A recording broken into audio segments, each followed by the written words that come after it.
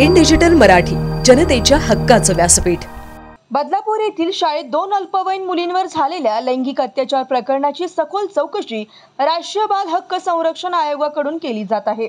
या प्रकरणात अधिक तपशीलवार माहिती मिळवण्यासाठी आणि पुरावे गोळा करण्यासाठी आयोगाने उल्हासनगरच्या शासकीय मध्यवर्ती रुग्णालयातील 10 पेक्षा अधिक अधिकारी व कर्मचाऱ्यांना चौकशीसाठी बोलावले आहे।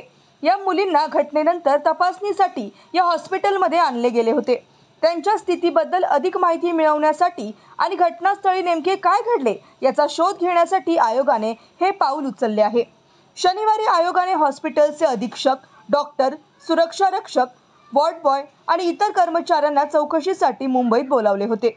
सकाळपासून संध्याकाळपर्यंत हे सर्वजण मुंबईत होते, जिथे त्यांचे जबाब नोंदवले गेले।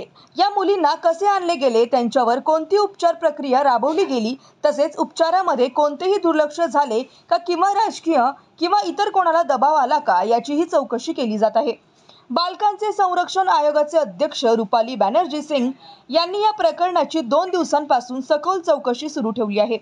शुक्रवारी त्यांनी बदलापूरला भेट दिली आणि शिक्षण विभागाचे अधिकारी, शाळेची मुख्याध्यापिका, शिक्षक आणि आया यांची बदलापूर येथे जवळपास 6 तास चौकशी केली।